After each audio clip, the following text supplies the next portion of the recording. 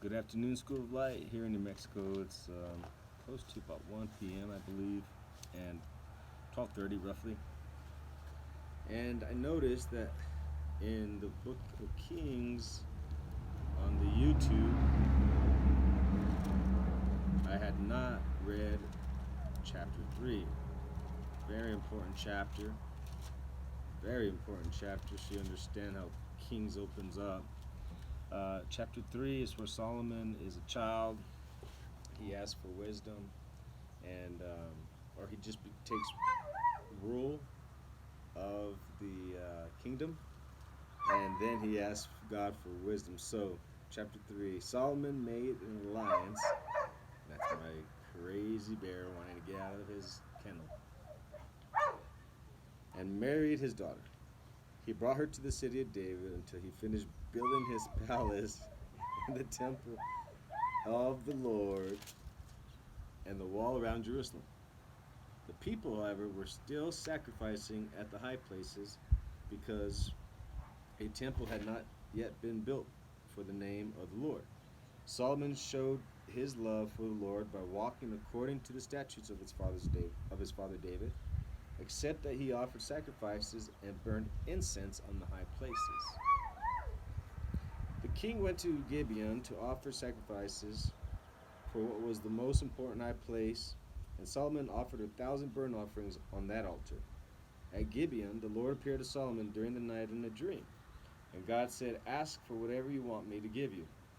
Solomon answered, "You have shown great kindness to your servant, my father David, because he was faithful to you and righteous and upright in heart. You have continued this great kindness to him, and have given him a son to sit on his throne this very day. Now, O Lord my God, you have made your servant king in place of my father David, but I am only a little child and do not know how to carry out my duties.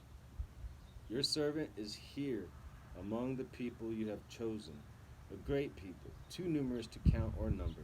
So give your servant a discerning heart to govern your people and to distinguish between right and wrong. Who is able to govern this great people of yours?" The Lord was pleased that Solomon had asked for this. So God said to him, "Since you have asked for this, and not for long life or wealth for yourself, nor have asked for the death of your enemies, but for discernment in administering justice, I will do what you have asked. I will give you a wise and discerning heart, so there will never have been anyone like you, nor will there ever be. Moreover, I will give you what you have not asked for, both riches and honor, that in your lifetime you'll have no equal among kings. And if you walk in my ways and obey my statutes and commands as David your father did, I will give you a long life." Then Solomon awoke, and he realized it had been a dream. He returned to Jerusalem, stood before the ark of the Lord's covenant, and sacrificed burnt offerings and fellowship offerings. Then he gave a feast for all his court. Now, two prostitutes came to the king and stood before him. One said, "My lord, this woman and I live in the same house. I had a baby while she was there with me. The third day after my child was born, this woman also had a baby. We were alone. There was no one in the house but the two of us. During the night, this woman's son died because she laid on him. So he got up in the middle of the night and took my son from my side while I, your servant, was asleep. She put him by her breast and put her dead son by my breast. The next morning I got up to nurse my son, and he was dead. But when I looked at him closely in the morning light, I saw that he wasn't the son I had born." The other woman said, "No, the living one is mine. The dead one is yours." But the first one insisted, "No, the dead one is yours, the living one is mine." And so they argued before the king. The king said, "This one says my son is alive and your son is dead, while the other one says, no, your son is dead and mine is alive." Then the king said, "Bring me the sword."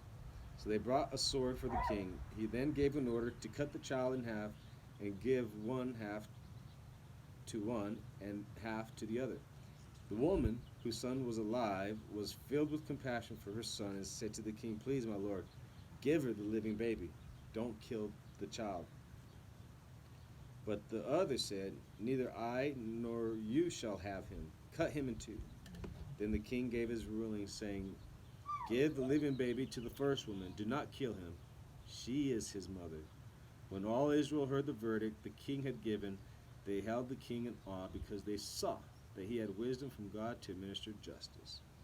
I'm not going to go too deep into it, but I think one thing that impressed upon me is that he was in tune with the uh, instincts, the motherly instincts. He was in tune with the earth. He was in tune to get that insight into nature, because that would be the natural reaction of a mother. Think about that. God bless you. Have a good day. It is, I think it's Tuesday. Yeah. Tuesday, the Cinco de Mayo. Happy Cinco de Mayo. God bless.